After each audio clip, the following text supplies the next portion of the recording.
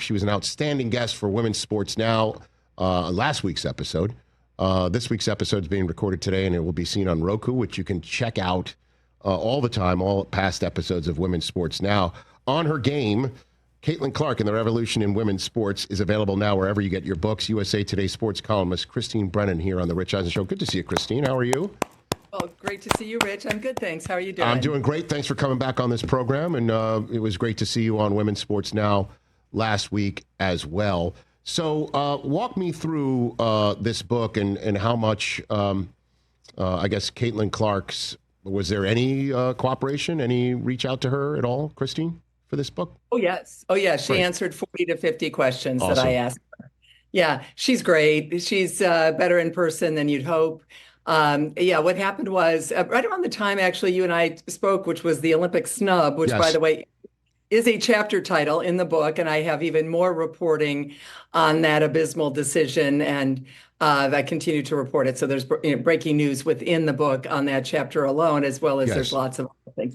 But within a few weeks, I was, just early July thinking, gosh, should I maybe do a book on this? I hadn't written a book in a long time, and this has become my 8th book, 4th with Scribner. Literally 54 weeks ago, there was no book. And now we're number 2 on the New York Times bestseller list. So, it shows what it shows, Rich, is the incredible power, appeal of this 23-year-old woman who is changing the face of sports, not just women's sports, but the way men, we know those guys, right? The guys that wouldn't have been caught dead watching women's basketball when I would be on radio shows, or, you and I might be talking at various things, guys would laugh like, you're not covering the women's Final Four, are you? Like, why would you go to the women's Olympic gold medal game at all the Olympics I cover? What a waste of time. It's not good basketball. It's below the rim. They're rolling around on the floor. It's jump balls. These are the things I heard I was laughed at as I would advocate the coverage of women's basketball, among all the other things that I've been able to do, men's and women's, right? Sports. And honest to goodness, to see now those guys that would have been calling into sports talk shows around the country laughing, they're the guys now buying the number 22 jerseys. They're wearing them not only to games, but to the grocery store and the gas station. They are Caitlin Clark's biggest fans, and they are the reason that these TV ratings are through the roof. The reason that the Indiana Fever average home attendance last year, first year of Caitlin Clark, was higher than the average home attendance of 5 NBA teams. I cannot even believe I said that sentence, and I researched it, and it's On Her Game. Point being, this has absolutely been a sea change, the likes of which I did not envision seeing in my career. That's how big a deal. And I chronicled the whole thing, and Caitlin answered every question, tough questions, looked you in the eye, goes on and on with answers, goes off on a tangent, comes back and finishes the answer. I mean, she's just a delight and so available. And as I said, no holds barred. Nothing was off limits. Good, bad, indifferent, all of it's in there. But I will say there's a lot of logo threes jumping off the page in the book, because she truly is an entertainer, even more than a basketball player, very similar to Tiger Woods with golf, right? Where people who would never watch the sport now tune in to see her. Yeah, no doubt about that. A few weeks ago, Christine, the top story on this program, and also, I believe, wound up being the most viewed video on our YouTube page in June, was when J.C. Sheldon and Marina Mabry treated Caitlin Clark like a pinball in the Connecticut Sun game, and then Sophie Cunningham treated Sheldon like she was a wide receiver that needed to be tackled before the end zone. And it was awesome. It was awesome. It's the competition. It's the heated competition, and it also plays into the conversation of what is going on with Caitlin Clark and her colleagues in the WNBA, whether it is just another moment where a superstar comes in from college and gets treated, physically, as clearly Michael Jordan was back in the day, right? Like, let's not forget, it's not specific to just the WNBA and Caitlin Clark. Or is there some form and format of jealousy happening here, Christine? And where do you stand on that subject matter? Yeah, Muffet McGraw in the book, I quote her. She talks about the petty jealousy that she was seeing. She's, of course, sent a ton of Notre Dame players to the WNBA and has watched very closely and follows Caitlin Clark very closely and thinks, so highly. Well, she recruited her. She had Caitlin Clark for a while until Caitlin said she didn't want to go to Notre Dame. She wanted to go to Iowa. And how different that would have been if she would never have been Caitlin Clark trucking it from the parking lot, it's going in. Notre Dame, Muffet wouldn't have allowed that. But anyway, yeah, there's certainly, it is that when Marina Mabrey did what she did, and by the way, I've interviewed Marina Mabrey and she likes Caitlin Clark. She gets it. At least I thought she got it. But when she did that, I mean, Shelton and Caitlin go back a long way because of Iowa and Ohio State through the Big Ten.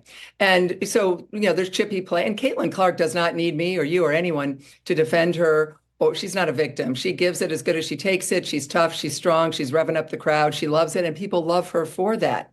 But when Marina Mabrey plowed into Caitlin Clark like a freight train, if that did not injure Caitlin Clark, as far as we know, although now she's had these 4 injuries, and the last time she missed a game was sophomore year of high school. So bizarre, absolutely bizarre what's happening. And so obviously disheartening for Caitlin Clark and so many of her fans.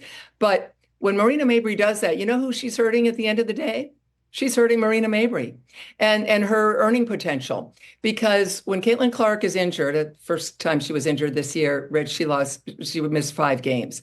During those 5 games when she disappeared, more than half of the viewership of the WNBA, not just the Fever, but the WNBA, more than half of the viewership also disappeared. That is falling off a cliff. Tiger Woods, I looked it up. When he would be out of a major tournament or missing something, it would drop a little. Michael Jordan, when he went to baseball, dropped a little. Others over the years.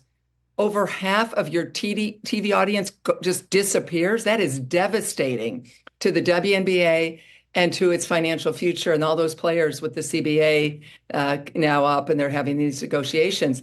They need to realize sooner than later, not that you treat her like kid gloves, but that Caitlin is to them even more important than Tiger was to men's golf. Because men's golf had already had Arnie Jack, Byron Nelson, Sam Snead, going all the way back to Bobby Jones. It already had the commercials and the standing within the sports culture. WNBA in our male-dominated sports world never has had that. Now Caitlin gives it that. It's like the Fever are like a men's pro sport, men's major league sport in terms of interest and following and everything about it. And then these hits. So I would say, yes, it is like that kind of rite of passage, except let me know when women's basketball players make the same as men. Let me know when the TV contracts are the same, when the attendance is the same, other than for Caitlin. Point being that the WNBA needs this woman to be there, to be playing well, and that spotlight that shines on her, Rich, shines on all these other players who never got the attention they deserve. Majority Black players, 74% Black league. And now they're getting that attention because Caitlin Clark and because now the media is covering it really for the first time in a major way. Christine Brennan on her game. Caitlin Clark and the Revolution in Women's Sports is available now wherever you get your books. Let's talk about the revolution in women's sports. You mentioned the CBA conversation between the WNBA and the Players Association. Is that a fault line in this revolution right now? Because you're just seeing an interesting strategy, because imagine it has to be a strategy. It's not happenstance from the PA that on the heels of the league announcing a media deal of $2.2 billion and, also the wake of what we're hearing, these WNBA franchises are being bought for or being bought in for. The union opts out of the deal. The current deal. The league announces expansion, and then they say how the league's first proposal, the PA, was a slap in the face after expansion. I could go on here. The All-Star game where they were wearing Pay Us T-shirts, the players, using that spotlight. Unrivaled announces a whole big to-do, announcing how many NCAA athletes for the upcoming season have been signed. That was on the heels of the All-Star weekend. Is this a strategy that we're seeing right now from the Players Association? Is this the fault line in this revolution that we're talking about equal pay, Christine? Well, yeah, I mean, that's it. Pay us what you owe us was the T-shirt that they all were wearing at the All-Star game where I was, and doing a lot of book events as well, as you can imagine. Sure. Yes. Indiana and Iowa, they love the book, and that's fun. I think it is. The NBA owns 60% of the WNBA, and that is, of course, team owners like, Pacers Sports and Entertainment, obviously, is Pacers and Fever, also just the league in general. We also know, and I don't put this in the book because I was not able, anything that's in the book is journalistically sound. It's the journalism that I have done for years, breaking news, all kinds of inside, back behind the scenes stories, but they're all sourced and whatever. So I don't have the numbers on how much money the WNBA is losing, but by all accounts, it is losing money. But so the players want more, and who can blame them? Caitlin Clark's salary last year as the first pick in the WNBA draft was $76,000. Top pick in the NBA draft, $57 million. So it's never going to be equal. Certainly not in my lifetime or your lifetime, Rich. Maybe in our great, some kids, grandkids' lives, maybe. But I don't even know that's a goal, but it's not a realistic goal. It's the idea of paying athletes more so that they don't. The reason Brittany Griner, of course, was in Russia, as you know, not because of the ambiance in Russia or hanging out with yes, Putin. right. No. All right. It's because she was making $1 million from an oligarch who wanted to pay her to play a few months. And then she was making basically $250,000 in the US, so in the WNBA. So when you can make so much money, more money overseas in China, Russia, et cetera, that's a bad look. And so they need to up that and make it a salary that is meaningful. So many of these college players, of course, have great NIL deals like Caitlin Clark did worth millions. So they're coming in with money, which is nice. And the TV dollars, you're right, the TV contract now is 4 times the value of what it was. But all of this, in my mind, it's all related to Caitlin Clark. And the league seems so reluctant, and some players to talk about that. Or when they're talking about the TV ratings, ESPN, for the All-Star game, they say, well, it's the highest, ever. Oh, except for last year. Well, what kind of a report or PR is that? No, you say it's the second highest ever, and it's okay to say last year was more. It dropped 36% because Caitlin Clark wasn't playing. It's all about Caitlin Clark, and it's okay to say that. I covered Tiger, the length of his career. I watched, front row seat and the, press sections and galleries inside the ropes. And quickly the male golfers said, hey, we get it. Rising tide lifts all boats. As soon as the WNBA players do that, and they have not yet done that, some have, but not all. As soon as they do that, Rich, they're going to be better off for understanding the magnitude of Caitlin Clark. Again, guard her, play tough, foul her, whatever. Don't try to kill her or don't try to steamroll her. I'm not saying they're actually trying to kill her, obviously. Yes. But don't do that because, again, like Tiger, tie yourself to this person and make a lot more money because of her. Is Caitlin going to have to win a title for that attitude, for the lack of a better phrase or word, to change? Do you think she have to win, like dominate the league and be the clear 100% star? We're talking a lot about this. Sabrina Ionescu's performance in the 3-point contest was exhilarating from that weekend. So again, that's the pushback that people have. Like, yes, Caitlin does raise all boats, but there's some other stars in this game. Angel Reese is another one that has a massive fan base and might also be somebody who you also need to have somebody who's a rival. Asia Wilson being another. I could go on and on. Sure. But what will Caitlin have to win with the Indiana Fever for this to change? Do you think wins, actual W's on the scoreboard? Right. I think.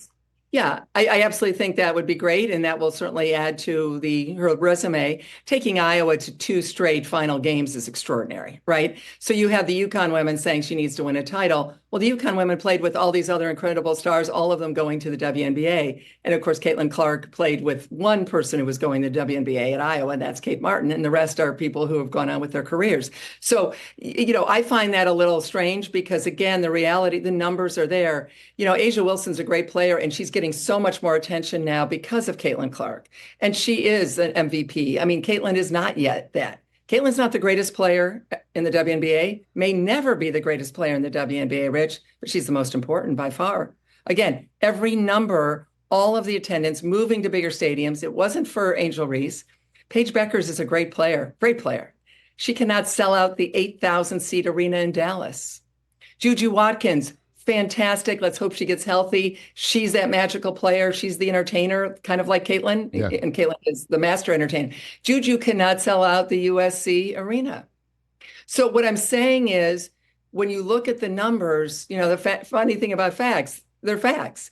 And people get mad at me for saying this stuff, but these are the facts. I have covered this. I so wish Maya Moore had gotten the attention that Caitlin Clark has. I wish that Asia Wilson was literally being discussed in the produce section the way Caitlin Clark is, right? I wish the grandmothers and grandfathers had changed their days for Cheryl and their evenings for Cheryl Swoops and everybody else. I knew them. I covered them. I was covering women's Final Fours in the 90s. I've covered the WNBA throughout the 90s.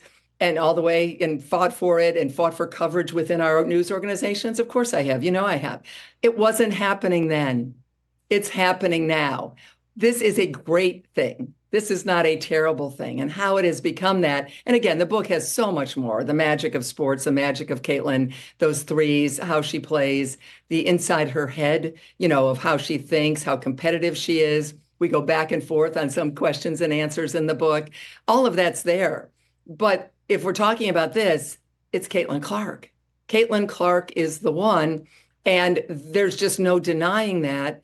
And that's the unfortunate part about whoever is feeling these women are strong enough to handle it. They can handle it. Mm-hmm. But that leadership of the WNBA failed them by not preparing them, by not talking about this seminal moment of a white woman coming into a 74% Black league and being the superstar that elevates everyone. Christine, thanks for the time. Greatly appreciate you again being on Women's Sports Now last week. And then there's this show today on her game. Caitlin Clark and the Revolution in Women's Sports is available now wherever you get your books. Let's chat again soon. Appreciate the time. Rich, thank you. Take care. Congrats on the success of the book. That's Christine Brennan right here. Catch the Rich Eisen Show live weekdays from 12 to 3 p.m. Eastern on Roku Sports Channel in the U.S.